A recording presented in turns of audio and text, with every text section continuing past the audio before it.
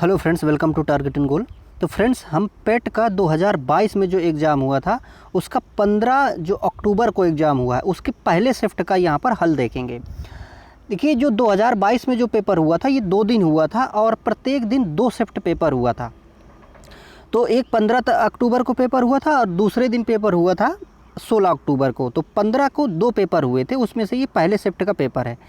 अब इसमें से देखिए जो जीएस वाला पोर्शन है, जीएस में सारा देखिए जो कि हिस्ट्री, जियोग्राफी आती है, पॉलिटी है, इकोनॉमी का सेक्शन इसी में आता है और साइंस आता है, हिंदी जो इसमें आती है, ये सारा कुछ हम हल करेंगे। और इसका जो रीजनिंग का पोर्शन है और जो मैथ का पोर्शन है उसको आप खुद से हल करेंगे। और इसमें से हालांकि वो जो प्रश्न रहेंगे इसमें से आपको विजिबल होंगे, दिखाई देंगे, आपको हल खुद से करना रहेगा उसको। बाकी जो इसमें थ्योरी पोर्शन है सारा का हम कंप्लीट करेंगे सब कुछ। तो देखिए इसमें से देख लेते हैं प्रश्न। तो देखिए प्रश्न है यहाँ पे साइंस का प्रश्न है ये कि पादप कोशिका भित्ति निम्नलिखित में से किससे बनी होती है। तो पादप कोशिका जो होती है किससे बनी होती है, इसमें से कोशिका भित्ति। ऑप्शन देखिए यहाँ पर ग्लूकोज, सेलुलोज, सुक्रोज और फ्रक्टोज। तो देखिए जो पादप कोशिका होती है उसमें कोशिका भित्ति पाई जाती है और ये बनी होती है सेलुलोज की। देखिए जैविक पदार्थ की यदि बात करें तो पूरे हमारी पृथ्वी में सबसे ज़्यादा जो जैविक पदार्थ है वो यही सेलुलोज है। क्योंकि पेड़ पौधे बहुत सारे, जितने भी पेड़ पौधे हैं देखिए, तो पेड़ पौधों से जो अगर संख्या देखें या उनके वेट के हिसाब से देखें तो मनुष्य या अन्य जीव जो है कम है, पेड़ पौधे ज़्यादा हैं। दूसरी बात, हमारा जो देखिए पूरा समुद्र है, समुद्र में भी जो शैवाल है तो शैवाल भी क्या है, एक पादप है, तो उनमें भी कोशिका भित्ति पाई जाती है। और कोशिका भित्ति ही जंतु कोशिका यानी कि जो जीव को मतलब मनुष्य की कोशिका है या अन्य जीवों की कोशिका है उससे, और पादप कोशिका, तो पादप कोशिका और जंतुओं की कोशिका में जो डिफरेंस होता है वो उसी कोशिका भित्ति का होता है। क्योंकि पादपों में कोशिका भित्ति पाई जाती है लेकिन जंतुओं में कोशिका भित्ति उनके सेल्स में नहीं पाई जाती है। ठीक है, तो ये सेलुलोज जो है कोशिका भित्ति में पाया जाता है। अगला प्रश्न देखिए यहाँ पर हिंदी का प्रश्न है। प्रश्न ये है कि किस विकल्प में सही विलोम युग्म दिया हुआ है। ऑप्शन है देखिए यहाँ पे नूतन का पुरातन, दूसरा है निषिद्ध का तुच्छ, तीसरा ऑप्शन दिया है कर्कश का खुरदरा और चौथा ऑप्शन जोड़ का मेल। तो देखिए इसमें कौन सा विकल्प सही है। विकल्प अपना पहला सही है, क्योंकि देखिए नूतन का होता है पुरातन, नूतन का मतलब नया, पुरातन का मतलब पुराना, तो ये विलोम शब्द हैं दोनों। लेकिन यहाँ पर देखिए निषिद्ध का तुच्छ नहीं होता, क्योंकि निषिद्ध का क्या होता है, विहित होता है। ठीक है, निषिद्ध का क्या होता है, विहित। और यहाँ पर देखिए कर्कश जैसे होता है तो कर्कश का क्या होता है, मधुर होता है ना, विपरीत शब्द मधुर होता है। यहाँ पर देखिए जोड़ है तो जोड़ का घटाव होगा विलोम शब्द। ठीक है, तो इस प्रकार से। और यहाँ पर नूतन का पुरातन, ये विलोम शब्द यहाँ पर सही है। तो देखिए इसमें से हम विकल्प एक ही विकल्प नहीं जानेंगे, उसके साथ में चारों विकल्प या उससे संबंधित जो भी कंटेंट होगा उसको भी हम क्या करेंगे कि याद करते चले जाएंगे, तो आगे एग्जाम में वो हमें काम देगा। ठीक है, देखिए यहाँ पर पूछा गया है एक मुहावरा और उस मुहावरे का अर्थ यहाँ पर हमें बताना है। मुहावरा है देखिए ख्याली पुलाव पकाना। तो ख्याली पुलाव पकाने का मुहावरे का अर्थ क्या है। ऑप्शन यहाँ पर देखिए दिए हैं, गुणात्मक वृद्धि होना, दूसरा है भूला हुआ दुख पुनः याद आना, अगला ऑप्शन इसमें है असंभव बातों की कल्पना करना, और फिर है उपद्रव मचाना। तो ख्याली पुलाव पकाना का मतलब क्या होता है, असंभव बातों की कल्पना करना, इसको यहाँ पर कहते हैं ख्याली पुलाव पकाना। ठीक है, इसका देखिए वाक्य प्रयोग यहाँ पर दिखाया गया है कि शीर्ष पर पहुँचने के लिए हमें कठिन परिश्रम करना पड़ेगा, सिर्फ ख्याली पुलाव पकाने से कुछ हासिल नहीं होता है। तो इसी प्रकार से हमें भी अगर पेट के एग्ज़ाम में भाई अच्छा परफॉर्मेंस करना है तो उसके लिए हमें क्या करना पड़ेगा, कड़ी मेहनत करनी पड़ेगी।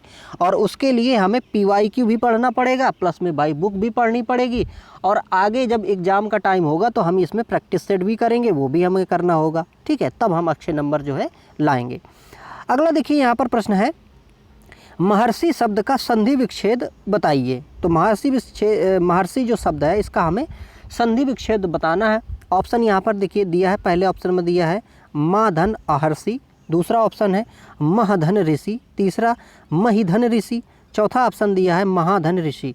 तो देखिए महर्षि का जो संधि विच्छेद होता है सही वो क्या होता है, महाधन ऋषि। देखिए महाधन ऋषि जो ये है बना है, ये कैसे बना, देखिए महाधन ये ऋषि। अब इसमें से देखिए पहला जो शब्द है, पहले शब्द का अंतिम जो वर्ण है इसमें से है बड़ा आ, और यहाँ पर है देखिए ऋषि। अब देखिए क्या होता है कि हमारी जो गुण संधि होती है, गुण संधि ये कहती है कि यदि देखिए भाई आ के बाद में यदि ई आ जाए, अब आ देखिए ये छोटा भी मतलब छोटा हो सकता है, ये बड़ा हो सकता है, ई छोटी हो सकती है, बड़ी हो सकती है। तो इसके हिसाब से क्या होता है कि यहाँ पर ए हो जाता है, ठीक है। यहाँ पर यदि ऊ होता है आता है तो ऊ का यहाँ पर क्या हो जाता है कि ओ हो जाया करता है। अब यदि देखिए ऋषि आया है तो ऋषि का क्या हो जाता है, यहाँ पर अर हो जाता है, ठीक है। यानी आ और आ के बाद में छोटा बड़ा के बाद में यहाँ पर अगर ऋषि आता है तो इसका अर हो जाया करता है, ठीक है। क्या होता है, अर। तो देखिए महाधन ऋषि में क्या बना, ये महर्षि, इसका यहाँ पर सही विकल्प में आ गया। अगला देखिए प्रश्न पूछा है, प्रश्न ये कह रहा है कि भाई किस विकल्प में शब्द युग्म का अर्थभेद सही नहीं है। तो शब्द युग्म दिया गया है, दूसरे तब उनका अर्थभेद दिया गया है। इसका मतलब ऐसे है कि भाई एक तरफ जो शब्द है उसका दूसरी तरफ जो अर्थ है जिसमें मेल नहीं करेगा वही हमारा विकल्प सही होगा। तो चलिए इसमें देख लेते हैं। तो देखिए इसमें पहला विकल्प यहाँ पर जो है इसमें है अनिल और अनल। तो यहाँ पर इसका अर्थ बता रहा है कि अनिल का मतलब होता है हवा और अनल का मतलब होता है आग। तो ये क्या ये सही बात है, हाँ ये तो ठीक है भाई। अगला देखिए यहाँ पर अंश और अंश है ना, ये अंश दो जो होता है अंश, इसका मतलब होता है हिस्सा, और ये जो अंश होता है इसका मतलब होता है कंधा। ये भी बात ठीक है। अगला देखिए अपेक्षा और उपेक्षा। अपेक्षा का मतलब है आशा करना, जैसे मेरी आपसे अपेक्षा है कि इस वीडियो को पूरा देखेंगे। तो अपेक्षा का मतलब क्या है कि आशा है, ठीक है। उपेक्षा का मतलब क्या हो गया, निरादर, मतलब मैं इस चीज़ की उपेक्षा करता हूँ। जैसे किसी चीज़ की उपेक्षा अगर करता हूँ, मैं गाली देने वाले की उपेक्षा करता हूँ, तो ये उपेक्षा का क्या हो गया, देखिए निरादर करना, ठीक है। तो ये भी यहाँ पर ठीक है, हमें गलत बताना है। अगला देखिए ऑप्शन अवलंब और अविलंब। तो यहाँ पर देखिए अवलंब का मतलब आधार होता है, अधर नहीं आधार, ठीक है। और अविलंब का क्या होता है, अविलंब मतलब जल्दी यानी देर ना करना। तो क्या ये विलोकित यहाँ पर इसको यहाँ पर इन्होंने दे रखा है, तो ये गलत है, ठीक है। तो ये ऑप्शन हमारा सही हो गया, ठीक है। तो देखिए बाकी का यहाँ हमने देखा ही। तो ये देखिए अवलंब का मतलब क्या होता है, सहारा होता है, और अविलंब मतलब तुरंत, जल्दी, देर ना करो, तो तुरंत, ठीक है। तो अगला यहाँ पर देखिए प्रश्न है किस विकल्प में सभी शब्द परस्पर पर्यायवाची हैं। तो ये 4 विकल्प दिए हैं और प्रत्येक विकल्प में 3-3 शब्द दिए हैं, और बताना है हमें कि तीनों किस विकल्प में तीनों शब्द जो हैं एक दूसरे के पर्यायवाची हैं, ठीक है। पहला ऑप्शन देखिए दिया है पार्वती, रुद्राणी, भवानी। दूसरा ऑप्शन दिया है दानो, निशाचर, अम्बक। तीसरा यहाँ पर दिया है मनोरथ, स्पृहा, निलय। और चौथा ऑप्शन यहाँ पर दिया है रीता, रिक्त और तिक्त। तो इसमें देखिए पहला विकल्प जो है सही है, क्योंकि पार्वती, भवानी और रुद्राणी ये जो हैं ये सब के सब विकल्प हैं किसके, ये गौरी, उमा, या फिर कहें कि जो भाई पार्वती जो हैं इन सब इनके ये पर्यायवाची हैं, ठीक है। तो पार्वती के ये पर्यायवाची हैं, तो ये विकल्प अपना सही हो गया, ठीक है। अगला देख लेते हैं। अब देखिए इसमें से क्या है कि इंग्लिश का इसमें से जो पैटर्न रहा है, तो इंग्लिश में कुछ तो मतलब ये अपठित गद्यांश है और इससे प्रश्न के उत्तर देने होते हैं, और इसमें एक सिनोनिम्स, एंटोनिम्स ऐसे करके आता है। तो इसमें से ये जो देखिए गद्यांश है इसको आप खुद से पढ़िएगा, ठीक है, क्योंकि बहुत ज़्यादा हम टाइम इसमें नहीं लेंगे, ठीक है। हम इस हिसाब से पढ़ेंगे, इसको आप खुद पढ़िए देखिए ये, और फिर आप यहाँ पर इसके जो उत्तर हैं ये क्या करिएगा कि सर्च करिएगा, ठीक है। तो 12-13 में ये हमें दोनों में ये सर्च करने थे। और अगला देखिए यहाँ पर ये रीजनिंग का प्रश्न है, इसको भी आप देखिएगा, ठीक है। तो ये देखिए प्रश्न आपके सामने सारे रहेंगे, इनमें से रीजनिंग के प्रश्न और वो सारे जो प्रश्न हैं आप खुद से हल करिएगा। बाकी जो जीएस वाला पोर्शन है उसको हम यहाँ पर करेंगे, ठीक है। अब देखिए यहाँ पर हाँ इंग्लिश का ये वाला प्रश्न देख लेते हैं। देखिए give the synonyms for the word. अब वर्ड क्या दिया है, वर्ड दिया है यहाँ पर देखिए पार्शियल। तो पार्शियल वर्ड का हमें सिनोनिम्स बताना है। सिनोनिम्स मतलब समानार्थी या पर्यायवाची, ठीक है। तो देखिए यहाँ पर पार्शियल का क्या सिनोनिम्स होगा, ऑप्शन देखिए दिए हैं यहाँ पर इंटैक्ट, दूसरा ऑप्शन दिया है इनकम्प्लीट, तीसरा ऑप्शन दिया है परफेक्ट, चौथा दिया है अनब्रोकन। तो इसमें से देखिए पार्शियल का मतलब क्या होता है, किसी चीज़ का एक पार्ट। पार्शियल शब्द बना है पार्ट से, पार्ट का मतलब होता है एक अंश, भाग, हिस्सा, ठीक है। तो इसका जो सिनोनिम्स होगा वो क्या होगा, इनकम्प्लीट, ठीक है, क्या होगा, इनकम्प्लीट, यानी कि दूसरा विकल्प यहाँ पर सही होगा अपना। ठीक है, अगला यहाँ पर देखिए, चूज द करेक्ट एंटोनिम्स। तो यहाँ पर एंटोनिम्स बताना है। एंटोनिम्स किसका बताना है हमें, डिसअपॉइंट। किसका बताना है, डिसअपॉइंट। तो डिसअपॉइंट का यहाँ पर देखिए क्या होगा कि एंटोनिम्स मतलब विलोम क्या होगा, तो डिसअपॉइंट। तो डिसअपॉइंट का विलोम क्या होगा यहाँ पर देखिए, सेटिस्फाई, मतलब कि पहला विकल्प यहाँ पर सही होगा। ठीक है, चूँकि देखिए यहाँ पर अगर हम बात करें कि जो डिसअपॉइंट होता है, तो डिसअपॉइंट का मतलब क्या होता है, निराश, और इसका जो उल्टा है मतलब सेटिस्फाई। यदि मान लीजिए कोई किसी की सर्विस से निराश है, जैसे मान लीजिए ये वीडियो पढ़ रहे हैं आप, हो सकता है आपको ये वीडियो बहुत अच्छा ना लगे, तो क्या होंगे आप, डिसअपॉइंट होंगे, है ना, निराश होंगे। लेकिन अगर मान लीजिए ये आपके लिए उपयोगी हो गया वीडियो, तो आप क्या हो जाएंगे, सेटिस्फाई हो जाएंगे, है ना। आपको लगेगा कि नहीं भाई हम संतुष्ट हैं इस वीडियो से, और हम इसको लाइक भी कर देते हैं। तो ये क्या होगा, देखिए डिसअपॉइंट का यहाँ पर सेटिस्फाई जो है क्या होगा, ये एंटोनिम्स होगा। ठीक है, यहाँ पर देखिए ये रीजनिंग है, और अब देखिए यहाँ पर ये और भी रीजनिंग के प्रश्न हैं कुछ, जो देखिए रीजनिंग और ये चीज़ें हैं, इनको आप स्टॉप करके अच्छे से लगाइएगा। बाकी जो उस तरह का जो पोर्शन है हम इसको हल करेंगे। अब देखिए यहाँ पर कुछ प्रश्न 10 प्रश्न चूँकि आते हैं इसमें करंट अफेयर के, है ना, करंट के 10 प्रश्न आते हैं। तो ये जो 10 प्रश्न हैं इनको हम स्किप करके आपको आगे ले जाते हैं, जहाँ से कि और जीएस वाला पोर्शन शुरू होता है। ठीक है, तो देखिए अगला प्रश्न है इसमें से, अंतर्राष्ट्रीय जैव विविधता दिवस किस तारीख को मनाया जाता है। ऑप्शन दिए देखिए 1 अप्रैल, फिर 22 मई, फिर 15 दिसंबर और फिर 10 नवंबर। तो अंतर्राष्ट्रीय जैव विविधता दिवस, अब देखिए जैव विविधता दिवस है और इसको मनाया जाता है यहाँ पर देखिए 22 मई को। देखिए गांव देहात में एक बात कहते हैं कि ये चीज़ बड़ी मई है, मई का मतलब ज़्यादा है। ठीक है, तो मई में मनाया गया। ठीक है, अब हमें क्या बात करनी है, जैव विविधता की। दूसरी चीज़ 22, आप याद रखिए कि भाई जब अगर 1 से 30 तारीख का अगर महीना होता है, तो इसमें से सेम शब्द वाले या मतलब सेम जो अक्षर आए या सेम अंक आए, इसमें से सबसे बड़ा जो हो सकता है वो सेम के लिए पूरे महीने में 22 हो सकता है। ठीक है, तो इस प्रकार से आप याद रखिएगा कि 22 मई को यहाँ पर जैव विविधता दिवस मनाया जाता है। जैव विविधता होती क्या है, देखिए जैव विविधता का मतलब ये है कि किसी भी पर्टिकुलर प्लेस में, स्थान में जितनी ज़्यादा वैरायटी ऑफ मतलब जीव या फिर प्लांट्स पाए जाते हैं, बहुत ज़्यादा, जहाँ पर कई तरह के जीव जंतु पाए जाते हैं, कई तरह के पेड़ पौधे पाए जाते हैं, तो उसी को हम क्या कहते हैं कि वहाँ की जैव विविधता कहते हैं। जैव का मतलब भाई जीव, और विविधता का मतलब उसकी विभिन्नता से, यानी उसकी प्रजातियों की विभिन्नता से। तो जैव यानी जीवों की जितनी भिन्नता होगी उसी को जैव विविधता कहेंगे। ठीक है, तो यहाँ पर देखिए 22 मई को ये मनाया जाता है। अगला प्रश्न देखिए है कि निम्नलिखित में से कौन सा विश्व का सबसे बड़ा नदीय द्वीप है। तो ऑप्शन यहाँ पर देखिए दिए गए हैं कि मानपुरा द्वीप, दूसरा है श्रीरंगम द्वीप, तीसरा है लुलू द्वीप और फिर है माजुली द्वीप। तो विश्व का सबसे बड़ा जो नदीय द्वीप है वो है माजुली द्वीप। देखिए द्वीप क्या होता है, द्वीप ऐसा स्थान होता है या ऐसा भूमि होता है जो पानी से चारों तरफ से घिरी होती है, उसे हम कहते हैं द्वीप। जैसे मान लीजिए ये है और इधर सब वहाँ से पानी भरा हो सब तरफ से, है ना, तो इसे हम क्या कहेंगे, द्वीप कहेंगे। अब ये जो द्वीप है, ये माजुली द्वीप जो है, ये माजुली द्वीप जो है ये ब्रह्मपुत्र नदी पे है। किसमें है, ब्रह्मपुत्र नदी। तो ब्रह्मपुत्र नदी ये माजुली द्वीप से इधर से जैसे जाती है, ये बीच में स्थान है, तो ये माजुली द्वीप है, और ये ऐसा द्वीप है जो विश्व में नदीय द्वीप के रूप में सबसे बड़ा है। ठीक है,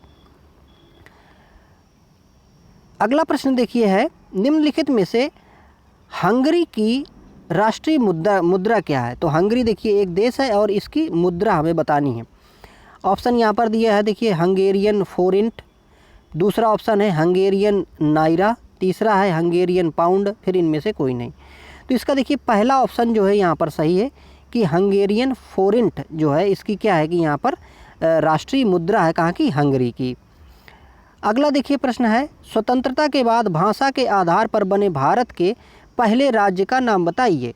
तो स्वतंत्रता हमें मिली 1947 में, 15 अगस्त 1947 को। इसके बाद में भाषा के आधार पर विभाजित होने वाला जो राज्य है वो कौन सा है, पहला राज्य। ऑप्शन देखिए दिए हैं, आंध्र प्रदेश, फिर है महाराष्ट्र, फिर है केरल, फिर है गोवा। तो देखिए स्वतंत्रता के बाद में भाषा के आधार पर विभाजित होने वाला जो यहाँ पर राज्य आंध्र प्रदेश है। आंध्र प्रदेश देखिए जो है यहाँ पर क्या था कि तेलुगु भाषी लोग थे, तो तेलुगु भाषी लोगों ने ये कहा कि भाई हमें तमिलनाडु से क्या करो, अलग करो, है ना, तमिलनाडु से हमको अलग करके ऊपर की ओर मतलब अलग कर दो हमें। तो चूँकि ये तेलुगु भाषी लोग थे तो तेलुगु भाषा के आधार पर इसको बनाया गया था। एक देखिए इसमें से नाम आता है पोटी श्रीरामुल्लू। पोटी श्रीरामुल्लू जो हैं उन्होंने क्या किया था कि इसके अलग करने के लिए पूरा का पूरा एकदम अनशन कर दिया था, और अनशन करने के बाद में आई होप शायद 58 डेज़ के बाद, है ना, 58 डेज़ के बाद में उनकी मृत्यु हो गई थी। मतलब उन्होंने हड़ताल कर दिया, खाना पीना बंद कर दिया, तो 58 डेज़ के बाद में क्या हुआ कि उनकी मृत्यु हो गई। इससे सरकार दबाव में आ गई, तो सरकार को फिर एक कमेटी बनानी पड़ी और फिर इसको आंध्र प्रदेश को इन्होंने तेलुगु भाषा के रूप में क्या कर दिया था, अलग कर दिया था। तो ये हमें याद करना। दूसरी चीज़ देखिए 2025 में एक करंट अफेयर बनेगा। क्या करंट अफेयर बनेगा कि पोटी श्रीरामुल्लू की एक प्रतिमा जो है वो प्रतिमा बनाई गई है, और वो प्रतिमा बनाई गई है आंध्र प्रदेश में ही, ठीक है, आंध्र प्रदेश के अमरावती में आई होप बनाई गई है। तो ये भी हमें याद करके रखना है। तो ये प्रश्न भी महत्वपूर्ण है इस बार, और ये करंट अफेयर के रूप में भी महत्वपूर्ण हो जाएगा, ठीक है। अगला देखिए प्रश्न है, लोकसभा में पद धारण करने की न्यूनतम आयु क्या है? यानी कि लोकसभा का अगर सदस्य बनना है किसी को तो उसकी आयु मिनिमम कितनी होनी चाहिए, ये यहाँ पर हमें बताना है। ऑप्शन देखिए 21 वर्ष, फिर है 18 वर्ष, फिर है 25 वर्ष, फिर है 30 वर्ष। तो देखिए लोकसभा में यानी अगर किसी को सांसद का चुनाव लड़ना है तो उसकी आयु जो है न्यूनतम कितनी, यहाँ पर 25 वर्ष होनी चाहिए। 25 वर्ष से कम का व्यक्ति जो है चुनाव के लिए एलिजिबल नहीं। वहीं पर देखिए अगर हम ये बात करें कि ग्राम पंचायत का अगर किसी को चुनाव लड़ना है तो उसके लिए कितनी आयु चाहिए, तो वो देखिए 21 साल में ही काम चल जाएगा वहाँ, है ना। यदि किसी की आयु जो है 21 साल है तब भी वो ग्राम प्रधान का चुनाव लड़ सकता है, ठीक है। अगला देखिए यहाँ पर प्रश्न पूछा गया है, UNFCCC stand for what among the following. मतलब ये पूछ रहा है कि भाई ये जो UNFCCC दिया है इसका पूरा नाम क्या है, ये बताना है हमें। तो देखिए यहाँ पर इसका जो पूरा नाम होता है वो होता है क्या, United Nation framework convention on climate change. क्या, United Nation framework convention on climate change. तो ये है UNFCCC का क्या है कि ये फुल फॉर्म है। अब देखिए ये बना कब था भाई, इसकी स्थापना जो है 1992 में ये मतलब की गई थी, और 1992 में रियो डी जेनेरियो में पृथ्वी शिखर सम्मेलन आयोजित किया गया था। तो पृथ्वी शिखर सम्मेलन के टाइम पे इसको यहाँ पर भाई बनाने का वो प्रस्ताव रखा। इसके बाद में ये जो प्रभाव में आया था 1994 में से ये प्रभाव में आ गया था, और इसका जो मुख्यालय है देखिए ये कहाँ पे है, बॉन जर्मनी में है। तो ये कई कंटेंट याद हो गए हमें, क्या कि देखिए एक तो भाई यहाँ पर इसका जो निर्माण का मतलब वो गठन का काम किया गया ये 1992 में किया गया, और 1992 में ही पृथ्वी शिखर सम्मेलन रियो डी जेनेरियो में किया गया था। ये अपने कार्य प्रभाव में आया 1994 में, और इसका जो मुख्यालय है वो कहाँ पे है, जर्मनी के बान में स्थित है, ठीक है। अगला देखिए प्रश्न है, प्रश्न पूछ रहा है भाई कि नौटंकी निम्नलिखित में से किस राज्य का लोक नृत्य है। तो किस राज्य का लोक नृत्य है नौटंकी? ऑप्शन देखिए उत्तर प्रदेश, केरल, कर्नाटक, आंध्र प्रदेश। तो भाई उत्तर प्रदेश का यहाँ पर क्या है कि ये एक प्रकार से लोक नृत्य कह सकते हैं। तो नौटंकी लोक नृत्य है उत्तर प्रदेश का, ठीक है। अगला देखिए प्रश्न है, अंतर्राष्ट्रीय ओलंपिक समिति का मुख्यालय कहाँ पे है। तो अंतर्राष्ट्रीय ओलंपिक समिति का मुख्यालय कहाँ पे है? ऑप्शन देखिए यहाँ पर दिए गए हैं, USA, दूसरा है स्विट्जरलैंड, तीसरा जर्मनी, फिर इनमें से कोई नहीं। तो देखिए ये स्विट्जरलैंड है। स्विट्जरलैंड में जो है इसका जो यहाँ पर ओलंपिक समिति है इसका मुख्यालय स्विट्जरलैंड में स्थित है। अगला देखिए प्रश्न पूछ रहा है कि निम्नलिखित में से किसने प्रसिद्ध पुस्तक पावर ऑफ द माइंड लिखी है। तो एक किताब का नाम है क्या, पावर ऑफ द माइंड। तो ये किताब भाई किसने लिखी है? देखिए ऑप्शन यहाँ पर हमारे पास है, महात्मा गांधी, स्वामी विवेकानंद, गुलजार और रविंद्रनाथ टैगोर। तो ये किसने लिखी है? ये लिखी है हमारे ये स्वामी विवेकानंद जी ने लिखी है। स्वामी विवेकानंद जी चूँकि देखिए वो इस चीज़ पे बल देते थे कि भाई जो हमारे यहाँ का युवा है वो सशक्त होना चाहिए। युवा सशक्त होगा, उसका माइंड मजबूत होगा, वो शक्ति रखेगा शरीर में, तो वो आगे बढ़ेगा और देश को आज़ादी के साथ साथ में वो देश को आगे भी ले जाएगा। तो ये इस प्रकार से इन्होंने पावर ऑफ द माइंड किताब जो है स्वामी विवेकानंद द्वारा लिखी गई थी। अगला देखिए, अब देखिए यहाँ पर ये पैराग्राफ है ना, हिंदी वाला अपठित गद्यांश। तो इसको पढ़िएगा खुद से, और इसके यहाँ पर देखिए ये मैं आपको ये छोटा करके दिखा देता हूँ। तो इसके यहाँ पर इसको पढ़ के इसके आप जो प्रश्न है इनको हल कर लीजिएगा, ठीक है। हालांकि आप अगर किसी किताब से भी हल कर लेंगे या इससे भी थोड़ा बहुत हल कर लेंगे तो आपको आइडिया लग जाएगा कि भाई कैसा, तो इसमें हम अपना बहुत ज़्यादा टाइम जो है नहीं देंगे, ठीक है, ताकि हम अगले प्रश्न कर लेंगे इसी में से। यहाँ पर देखिए बाकी जो पोर्शन दिया है ये मैथ का है, इसको भी आप कर लीजिएगा। तो ये सारा पोर्शन जो है आपको स्वयं से करना है, क्योंकि भाई मेहनत स्वयं से करनी ही पड़ेगी अच्छे मार्क्स लाने के लिए, ठीक है। तो ये जो भी पोर्शन है ये सारा आप इसमें से करेंगे और फिर हम इसके आगे जहाँ से थ्योरी वाला पोर्शन है उसको फिर से यहाँ पर लेके चलते हैं। तो देखिए यहाँ पर प्रश्न है भाई, प्रश्न ये है, यहाँ पर देखिए पहले दिया है ब्लैंक स्पेस और फिर कह रहा है कि संगमरमर पर पित्रादुरा या रंगीन पत्थर की जड़ाई का काम खाली स्थान के समय में बहुत हुआ है। तो भाई क्या है कि संगमरमर पर पित्रादुरा का काम जो है किसके समय पे ज़्यादा हुआ है। ऑप्शन देखिए यहाँ पर दिया है अकबर, शाहजहाँ, औरंगजेब और इनमें से कोई नहीं। तो देखिए शाहजहाँ के समय में पित्रादुरा पे काम बहुत हुआ है। पित्रादुरा देखिए है क्या, पित्रादुरा दरअसल एक सजावट की प्रक्रिया है। इसमें से क्या किया जाता था कि जैसे मान लीजिए एक इमारत बनाई गई और इस इमारत में यहाँ पर एक रोशनदान बनाना है या जंगला बनाना है, तो यहाँ पर क्या किया जाता था कि इस पत्थर को काटा जाता था, नक्काशी मान लीजिए की जाती थी और इसमें रत्न जड़ दिए जाते थे, कीमती पत्थर जड़ दिए जाते थे। तो इसी कीमती पत्थर का जड़ना और ये जो सब काम कहलाता था, इसका नाम क्या था, पित्रादुरा, ठीक है, इसी को पित्रादुरा कहते थे। तो सबसे ज़्यादा देखिए स्थापत्य पे जो काम करवाया है वो कौन था, शाहजहाँ।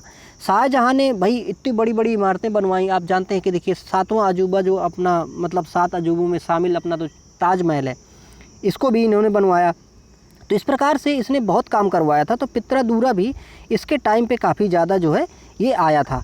और सबसे पहले अगर देखा जाए कि पित्रादुरा भाई इसमें से कहाँ पे आया, तो यहाँ पर देखिए एतमादुद्दौला का जो मकबरा है इसमें भी यहाँ पर पित्रादुरा काफ़ी हमें दिखाई देता है, ठीक है।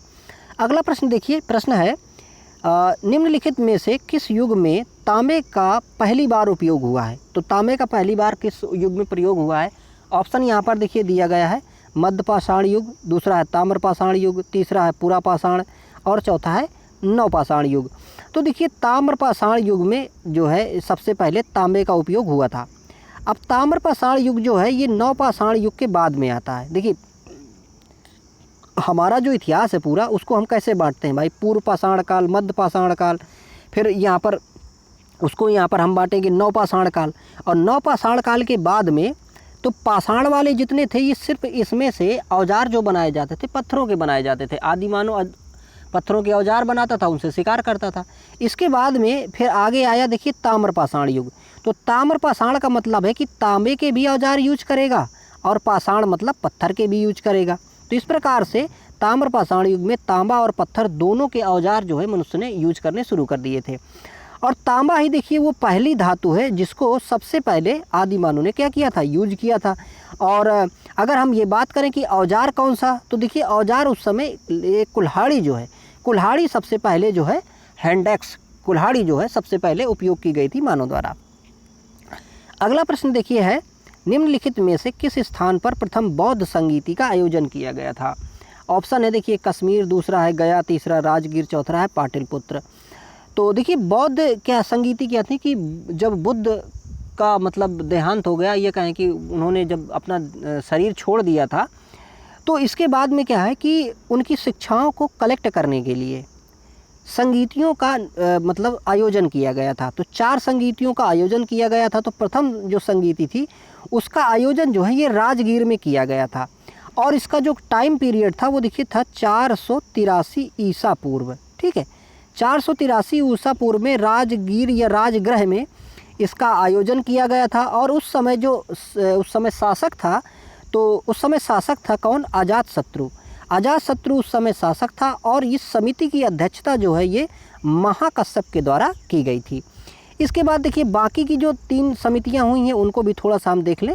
जैसे देखिए दूसरी बौद्ध संगीति जो है इसका आयोजन किया गया था 383 ईसा पूर्व में, ठीक है। और हालांकि देखिए ये मतलब आप अगर आप ऐसे देखें कि 483 और 383, तो मान लीजिए कि 100 वर्ष बाद, ठीक है, 100 वर्ष बाद इस समय इनका वो किया गया था फिर से, और इसकी अध्यक्षता जो है वो की गई थी सर्वकामी के द्वारा, और शासक था इस समय कालाशोक।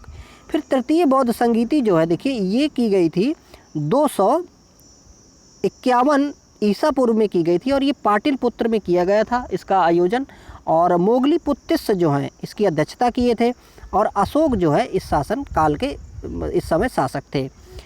चतुर्थ बौद्ध संगीति देखिए किसके समय हुई थी, तो ये हुई थी कनिष्क के समय में, और ये पहली जो सदी है अपनी इस टाइम पे ये हुई थी, और वसुमित्र ने इसकी अध्यक्षता की थी। तो ये 4 बौद्ध संगीति थी जो बुद्ध की शिक्षाओं को इकट्ठा करने के लिए या उनके सम्मेलनों के लिए यहाँ पर जानी जाती हैं।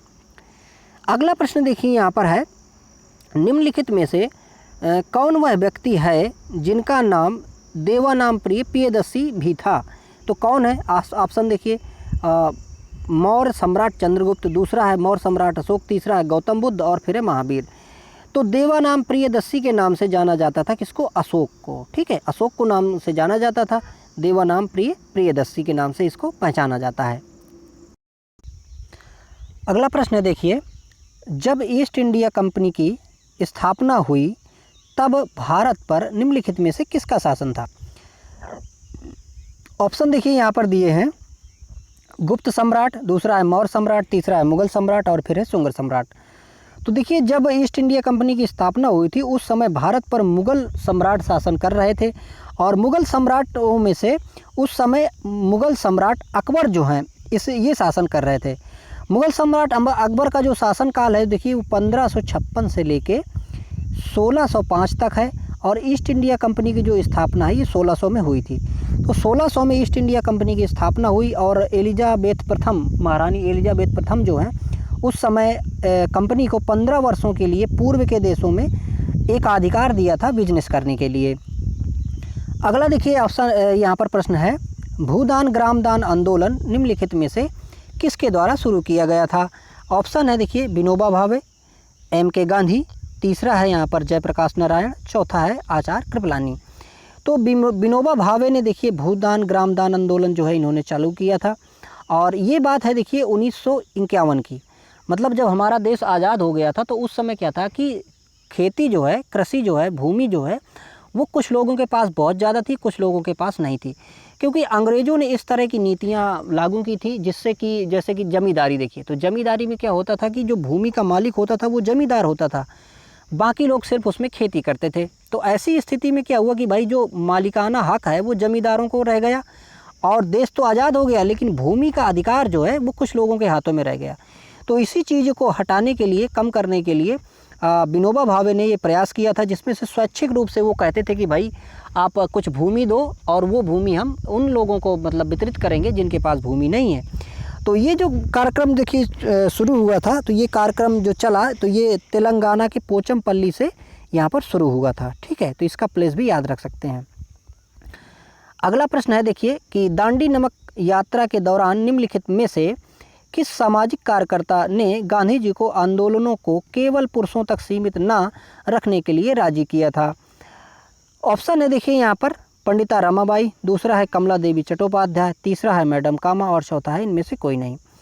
तो देखिए कमला देवी चट्टोपाध्याय ने गांधी जी को इस बात के लिए मना किया, मतलब राजी कर लिया था, मना लिया था कि भाई आंदोलनों में महिलाएं भी हिस्सा लेंगी, और ये बात कब की गई थी?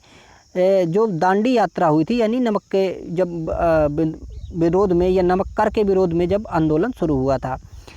तो दांडी नमक देखिए यात्रा जो है ये शुरू कब हुई थी? तो ये भी महत्वपूर्ण है कि ये देखिए 12 मार्च 1930 को शुरू हुई थी और 6 अप्रैल 1930 तक ये चली थी, अर्थात 24 दिनों तक ये यात्रा हुई थी। और उसमें से शामिल होने वाले जो व्यक्ति थे उनका काउंटिंग था 78, यानी 78 लोगों ने इसमें हिस्सा लिया था। और गांधी जी ने ये जो शुरू किया था तो ये साबरमती आश्रम से, इन्होंने अहमदाबाद साबरमती आश्रम से शुरू किया था, और फिर ये गए थे दांडी तक, और दांडी पे इन्होंने एक मुट्ठी नमक निकालकर इस कानून का विरोध किया था। ठीक है, अगला देखिए प्रश्न है, राष्ट्रवाद की पहली स्पष्ट अभिव्यक्ति निम्नलिखित में से किस क्रांति के साथ हुई है? ऑप्शन देखिए दिए हैं यहाँ पर, औद्योगिक क्रांति, दूसरा है अमेरिकी क्रांति, तीसरा है रूसी क्रांति और चौथा ऑप्शन है यहाँ पर फ्रांसीसी क्रांति। तो देखिए आयोग ने तो इसमें क्या किया था कि बराबर सबको नंबर दिया था, लेकिन इसमें से एक क्रांति जो है ये फ्रांसीसी क्रांति जो है ये महत्वपूर्ण है। तो ये 1789 में क्रांति हुई थी और ये देखिए समानता, बंधुत्व और भाईचारे का जो कंसेप्ट है ये इसी क्रांति से आया था। तो ये इस क्रांति को यहाँ पर हम कह सकते हैं कि इसका काफ़ी बड़ा योगदान रहा है। तो समानता, स्वतंत्रता और बंधुत्व का नारा, ठीक है, इसी क्रांति से आया था। अगला प्रश्न देखिए है कि सरकार के निम्नलिखित में से किस अधिनियम के कारण बम्बई से सिंध प्रांत का निर्माण हुआ था। तो बम्बई से सिंध प्रांत को अलग करके उसका निर्माण कर दिया गया था, किस अधिनियम के तहत। ऑप्शन यहाँ पर देखिए दिए गए हैं, भारतीय स्वतंत्रता अधिनियम 1947, दूसरा है बेबेल योजना, तीसरा है क्रिप्स मिशन और चौथा है भारत सरकार अधिनियम 1935। तो भारत सरकार 1935 के तहत इन्होंने क्या किया था कि भाई जो बम्बई है, बम्बई से सिंध प्रांत को अलग कर दिया था। 1935 का देखिए ये जो अधिनियम है ये बहुत ज़्यादा महत्वपूर्ण है, क्योंकि जब हमने संविधान का निर्माण किया तो तब भी हमने 1935 के अधिनियम से बहुत सारा जो अनुच्छेद है वहीं से हमने क्या किया है कि लिया है। अगला देखिए प्रश्न है, प्रसिद्ध युद्ध का नारा चलो दिल्ली किसने दिया था। ऑप्शन है लाला लाजपत राय, दूसरा ऑप्शन सुभाष चंद्र बोस, तीसरा ऑप्शन भगत सिंह और चौथा ऑप्शन चंद्रशेखर आज़ाद। तो दिल्ली चलो या चलो दिल्ली का जो नारा है ये सुभाष चंद्र बोस ने दिया था और ये बात है देखिए 1944 की। 1944 में इन्होंने भारतीय राष्ट्रीय सेना का निर्माण किया था और इसके बाद इन्होंने कहा कि चलो भाई दिल्ली चलते हैं और अंग्रेज़ों को यहाँ से मार भगाते हैं, ठीक है। अगला देखिए प्रश्न है, निम्नलिखित में से कौन जनसंख्या वितरण को प्रभावित करने वाला आर्थिक कारक नहीं है। तो जनसंख्या वितरण मतलब जनसंख्या कहाँ ज़्यादा रह रही है, कहाँ कम रह रही है, इसमें से जो आर्थिक फैक्टर होता है ये भी काम करता है। तो दिए गए ऑप्शंस में से कौन सा आर्थिक कारक नहीं है, आर्थिक फैक्टर नहीं है। ऑप्शन देखिए शहरीकरण, दूसरा है खनिज, तीसरा है औद्योगिकरण, चौथा है पानी की उपलब्धता। तो इसमें से चौथा ऑप्शन जो यहाँ पर दिया है कि पानी की उपलब्धता, ये जो है आर्थिक कारक नहीं है। बाकी देखिए शहरीकरण, खनिज और औद्योगिकरण जो है इसका आर्थिक कारक है। अगला भाई प्रश्न है देखिए, विश्व की सबसे ऊंची चोटी माउंट एवरेस्ट और फिर ब्लैंक स्पेस के बीच स्थित है। तो जो माउंट एवरेस्ट जो चोटी है, विश्व की सबसे ऊंची चोटी है देखिए, तो ये किन देशों के बीच में है। ऑप्शन देखिए यहाँ पर है भारत और नेपाल, दूसरा भारत और भूटान, तीसरा नेपाल और तिब्बत, फिर इनमें से कोई नहीं। तो ये नेपाल और तिब्बत इन दोनों के बीच में स्थित है और इसकी जो ऊंचाई है आप जानते ही होंगे कि 8,848 मीटर है, कहीं पर 8,850 मीटर भी इसकी जो ऊंचाई है वो देखने को मिलती है किताबों में। तो ये सबसे ऊंचा विश्व की चोटी है, ठीक है। अगला देखिए भाई प्रश्न है, निम्नलिखित में से भारत में अक्टूबर की गर्मी का मुख्य कारण क्या है। तो अक्टूबर की जो उमस होती है इसका मुख्य कारण क्या है। ऑप्शन है यहाँ पर देखिए, पहला ऑप्शन भारत में गंगा के मैदानी इलाकों में अल्प दाब तंत्र, दूसरा ऑप्शन है उच्च आर्द्रता से जुड़ा उच्च तापमान, तीसरा ऑप्शन है यहाँ पर देखिए निम्न वेग हवाएं, चौथा है गर्म और शुष्क हवाएं। तो इनमें से देखिए उच्च आर्द्रता के साथ उच्च तापमान या मतलब बढ़ा तापमान। तो अगर आर्द्रता ज़्यादा है और तापमान ज़्यादा है तो वहाँ पर क्या होगा कि मौसम जो है ज़्यादा घिचपिच मौसम होगा, वहाँ पर उमस ज़्यादा होगी।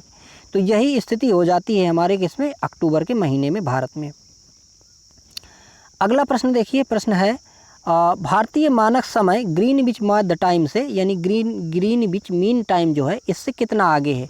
ऑप्शन है 4 घंटे, दूसरा 7 घंटे, तीसरा है 5.5 घंटे, चौथा ऑप्शन है इसमें 3 सही 7/2 घंटे। तो ग्रीनविच मीन टाइम से अपना जो भारत का जो स्टैंडर्ड टाइम है वो 5.5 घंटे ज़्यादा है। और ये देखिए जो भारत का जो स्टैंडर्ड टाइम है वो है 82.5 डिग्री। 82.5 डिग्री जो देशांतर है वो भारत में जो हमारा प्रयागराज है इसके समीप से गुजरती है और यहीं से हम पूरे अपने भारत का जो टाइम है उसको क्या करते हैं कि मापते हैं, स्टैंडर्ड टाइम इसको माना जाता है। अगला प्रश्न देखिए, प्रश्न है निम्नलिखित में से कौन सा हरित क्रांति की रणनीति का हिस्सा था। ऑप्शन है रासायनिक उर्वरक और पीड़कनाशी, दूसरा ऑप्शन उच्च उपज देने वाली किस्मों के बीच, तीसरा सिंचाई और चौथा ये सभी। तो ये सभी कारक हैं जिसकी वजह से हम भारत में यहाँ पर ग्रीन रेवोल्यूशन आया, यानी कि हरित क्रांति आई। हरित क्रांति जो है ये देखिए 1966-67 में भारत में आई, और इसके लिए जिम्मेदार एक जो वैज्ञानिक हैं उनका नाम है देखिए एम.एस. स्वामीनाथन। तो एम.एस. स्वामीनाथन ने भारत में बहुत प्रयास किए ताकि यहाँ पर ग्रीन रेवोल्यूशन हो सके, और हरित क्रांति से हमारे भारत में अनाजों का जो उत्पादन है वो काफ़ी तेज़ी से बढ़ा, क्योंकि पहले हमें विदेशों पर निर्भर रहना पड़ता था अनाजों के लिए। हम अमेरिका जैसे बड़े राष्ट्रों से अनाज खरीदते थे, और वो हमें समझ लीजिए कि बहुत ही घटिया किस्म का अनाज भेजते थे। लेकिन चूंकि हमारे यहाँ पे उत्पादन अनाजों का ज़्यादा नहीं था, तो फिर यहाँ पर ये जो 1966-67 में ये काम हुआ, ग्रीन रेवोल्यूशन आया। इसमें से उस समय देखिए जो हमने ये नारा सुना होगा कि जय जवान जय किसान, तो जय जवान जय किसान का जो नारा है वो भी उसी समय मतलब आया था, और इस तरह से हरित क्रांति जो है आई थी। वहीं पर देखिए अगर विश्व की बात करें तो नॉर्मन बोरलॉग जो है, इन्होंने विश्व में हरित क्रांति का मतलब जनक कहा जाता है पूरे विश्व में। अगला देखिए प्रश्न है, निम्नलिखित में से किस नदी को बिहार का शोक कहा जाता है? ऑप्शन है दामोदर, हुगली, घाघरा या फिर कोसी। तो कोसी नदी को देखिए बिहार का शोक कहा जाता है, क्योंकि ये बाढ़ का कारक बनती है, और ये अपने साथ जब ऊपर से आती है ऊंचाई से, तो ये बहुत सारा मलबा जो है अपने साथ बहा लाती है, और ये अपने ही मुँह जो इसका मुहाना होता है उसमें मलबा इकट्ठा हो जाता है, और फिर ये अपना मार्ग बदल लेती है। तो इसलिए बाढ़ बहुत ज़्यादा लाती है ये, इसलिए इसको बिहार का शोक कहा जाता है। अगला देखिए प्रश्न है यहाँ पर, भारत की पंचवर्षीय योजना को अंतिम स्वीकृति निम्नलिखित में से किसने दी थी? तो देखिए ऑप्शन है यहाँ पर भारत के उपराष्ट्रपति, दूसरा ऑप्शन वित्त सचिव, तीसरा ऑप्शन है राष्ट्रीय विकास परिषद, और चौथा है यहाँ पर वित्त मंत्रालय। तो राष्ट्रीय विकास परिषद इसने क्या किया था कि यहाँ पर पंचवर्षीय योजना का अंतिम रूप से स्वीकार किया था। अगला प्रश्न देखिए, किसी भी विकासशील अर्थव्यवस्था के प्रारंभिक चरणों में अधिकांश गतिविधियां और खाली स्थान क्षेत्र से संबंधित होती हैं। तो कोई भी जो विकासशील अर्थव्यवस्था होती है, सबसे पहले वो अपने किस क्षेत्र पे काम करती है? वो करती है प्राथमिक क्षेत्रक में काम। प्राथमिक क्षेत्रक में क्या होता है कि जो कृषि वाला क्षेत्र है, कृषि है, पशुपालन है, ये सारा प्राथमिक क्षेत्रक में आता है।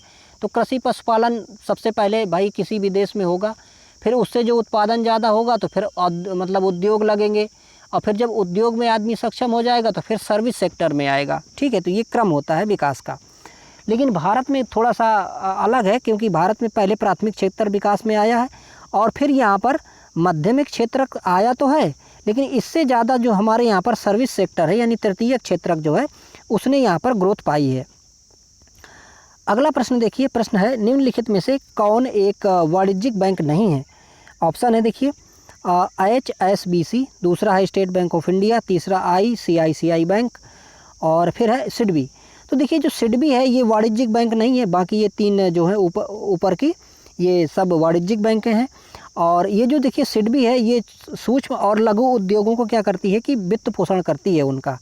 ठीक है, अगला देखिए प्रश्न है निम्नलिखित में से कौन सा सार्वजनिक क्षेत्र का उपक्रम संसद के तहत एक विशेष कानून पारित करके स्थापित किया गया है? तो भाई इनमें से कौन है मतलब जिसका कानून बनाकर संसद ने कानून बनाकर जिसकी स्थापना की है? ऑप्शन है देखिए विभागीय उपक्रम, दूसरा है वैधानिक निगम, तीसरा है एकल स्वामित्व, और चौथा इनमें से कोई नहीं। तो देखिए वैधानिक निगम को संसद के द्वारा नियम बना के कानून बना के लाया गया था। अगला प्रश्न है देखिए, भारत की संघ कार्यकारिणी में निम्नलिखित में से कौन शामिल नहीं है? तो कार्यकारिणी में किसकी, संघ की कार्यकारिणी में शामिल नहीं? ऑप्शन देखिए उपराष्ट्रपति, राष्ट्रपति, प्रधानमंत्री, राज्यों के मुख्यमंत्री। तो डेफिनेटली राज्यों के मुख्यमंत्री जो हैं ये राज्य की जो कार्य प्रणाली होती है उसमें शामिल होते हैं, ना कि केंद्र की प्रणाली में। ठीक है, अगला देखिए प्रश्न है निम्नलिखित में से कौन सा अनुच्छेद भारतीय संविधान के सर्वोच्च न्यायालय की स्थापना के गठन के बारे में बात करता है? तो भाई कौन सा अनुच्छेद है? तो देखिए अनुच्छेद है 124। अनुच्छेद 124 जो है सुप्रीम कोर्ट के यहाँ पर स्थापना की बात करता है। वहीं पर देखिए इस 2 को आगे निकाल लीजिए, यानी कि 214, तो ये क्या हो जाएगा, ये हाई कोर्ट के बारे में बात करता है। ठीक है, ये अनुच्छेद हाई कोर्ट के बारे में है और ये सुप्रीम कोर्ट के बारे में। अगला देखिए प्रश्न है देखिए खाली स्थान दिया है पहले, फिर के पास मौलिक अधिकार को लागू करने की शक्ति है। तो मौलिक अधिकार को लागू करने की शक्ति किसके पास है? ऑप्शन दिया है देखिए, सर्वोच्च न्यायालय और उच्च न्यायालयों, फिर है दूसरा संसद सदस्यों, तीसरा है राष्ट्रपति, चौथा है इनमें से कोई नहीं। तो देखिए ये जो यहाँ पर सर्वोच्च न्यायालय और उच्च न्यायालय ये जो होते हैं, ये क्या कर सकते हैं, जो यहाँ पर मूल अधिकार हैं, मौलिक अधिकार हैं, अगर उनको लागू नहीं करता है कोई, तो इसके लिए कोई भी व्यक्ति चाहे तो सुप्रीम कोर्ट चला जाए, चाहे तो हाई कोर्ट चला जाए, उसकी सुनवाई हो जाएगी। तो सुप्रीम कोर्ट जा सकता है अनुच्छेद 32 के तहत, और हाई कोर्ट जा सकता है अनुच्छेद 226 के तहत। और इसमें देखिए वो चाहे तो सीधे सीधे सुप्रीम कोर्ट चला जाए, सुप्रीम कोर्ट ये नहीं कहेगा कि भाई भले ही तुम्हारे मौलिक अधिकारों का हनन हुआ है, लेकिन पहले तुम हाई कोर्ट जाओ फिर मेरे पास आना, ऐसा नहीं कह सकता, ठीक है। तो वो चाहे तो आदमी सीधे सीधे सुप्रीम कोर्ट चला जाए और चाहे तो हाई कोर्ट चला जाए। अगला प्रश्न देखिए, भारत में राष्ट्रीय मानवाधिकार आयोग निम्नलिखित में से किस मंत्रालय के अधीन है? ऑप्शन है देखिए, गृह मंत्रालय, दूसरा रक्षा मंत्रालय, तीसरा वित्त मंत्रालय और फिर इनमें से कोई नहीं। तो राष्ट्रीय मानवाधिकार आयोग जो है ये गृह मंत्रालय के अधीन आता है। और राष्ट्रीय मानवाधिकार आयोग की जो स्थापना है ये 12 अक्टूबर 1993 को की गई थी। तो ये महत्वपूर्ण है, ठीक है, इसको याद रखिएगा, 1993 में स्थापना। अगला देखिए प्रश्न है, निम्नलिखित में से किसे किसी केंद्र शासित प्रदेश में उच्च न्यायालय स्थापित करने का अधिकार है? तो कौन भाई केंद्र शासित प्रदेश में उच्च न्यायालय स्थापित कर सकता है? ऑप्शन है सर्वोच्च न्यायालय, फिर संसद, राष्ट्रपति, इनमें से कोई नहीं। तो संसद यदि चाहे तो किसी भी जो यूनियन टेरिटरी होती है, यानी कि संघ शासित प्रदेश होता है, उसमें से चाहे तो हाई कोर्ट की स्थापना कर सकती है। अगला देखिए प्रश्न है, निम्नलिखित में से कौन सा वनस्पति रेशा नहीं है? ऑप्शन है देखिए, जूट, फिर कॉटन, फिर नायलॉन, फिर फ्लैक्स। तो नायलॉन जो है ये प्लास्टिक है एक प्रकार से, ये जो मतलब प्राकृतिक रेशा नहीं है, बाकी यहाँ पर प्राकृतिक रेशा है। अगला देखिए प्रश्न है, तारों का रंग निम्नलिखित में से किस पर निर्भर करता है? जो तारे हैं, टिमटिमाते हैं, इनका रंग क्या बताता है? ऑप्शन देखिए, दबाव, दूसरा ऑप्शन उनके तापमान को, तीसरा ऑप्शन है पृथ्वी की दूरी, और या फिर वायु प्रदूषण। तो ये भाई उनके तापमान को बताता है, ठीक है, तापमान को। तो यदि देखिए तापमान यदि ज़्यादा होता है तो तारा नीले रंग का दिखाई देता है। जैसे यदि आप गैस का फ्लेम चालू करें तो आप देखेंगे कि ऊपर जो है थोड़ा सा लालिमा है, लेकिन नीचे जो है गैस के नीचे बर्नर में आप देखेंगे कि यहाँ पर क्या है कि नीला है। तो चूंकि नीला है इसका मतलब टेम्परेचर यहाँ ज़्यादा है और ऊपर जो है टेम्परेचर कम है, ठीक है। अगला प्रश्न देखिए, प्रश्न है, निम्नलिखित में से कौन सी गैस ग्लोबल वार्मिंग के लिए जिम्मेदार है? ऑप्शन है संपीड़ित प्राकृतिक गैस, फिर है ग्रीन हाउस गैस, फिर पाइप्ड प्राकृतिक गैस और फिर है ऑक्सीजन। तो भाई ग्लोबल वार्मिंग के लिए कौन जिम्मेदार है? ग्रीन हाउस गैस है ग्लोबल वार्मिंग के लिए जिम्मेदार हैं। ग्रीन हाउस गैसों से पृथ्वी का तापमान बढ़ रहा है, और इसमें से जो गैसें हैं जैसे कार्बन डाइऑक्साइड है, नाइट्रस ऑक्साइड है और क्लोरोफ्लोरोकार्बन है, जलवाष्प है, ये सब कैसी गैसें हैं? ग्रीन हाउस गैसें हैं। अगर लास्ट प्रश्न देख लेते हैं, प्रश्न है देखिए, न्यूमोनिया जो होता है, तो न्यूमोनिया मानव शरीर के निम्नलिखित में से किस अंग को प्रभावित करता है? ऑप्शन दिए हैं देखिए, वृक्क, फेफड़ा, यकृत और हृदय। तो न्यूमोनिया अगर किसी व्यक्ति को हो जाता है तो उसके फेफड़े जाम हो जाते हैं। बच्चों को ये रोग बहुत ज़्यादा होता है, और फिर अगर देखा ना जाए तो ये बच्चों की जल्दी से मौत भी हो जाती है फ्रेंड्स, ठीक है। तो फेफड़े जो है इसमें से प्रभावित होते हैं और श्वसन सांस लेने में उनको दिक्कत होने लगती है। तो देखिए हमने पूरे प्रश्न कर लिए हैं ये फ्रेंड्स। तो वीडियोस को देखिए, इनको लाइक भी करिए, और चैनल में यदि नए हैं तो इसको सब्सक्राइब कर लीजिएगा। हम आपकी सहायता जितनी बन पड़ेगी करते रहेंगे। Thank you for watching.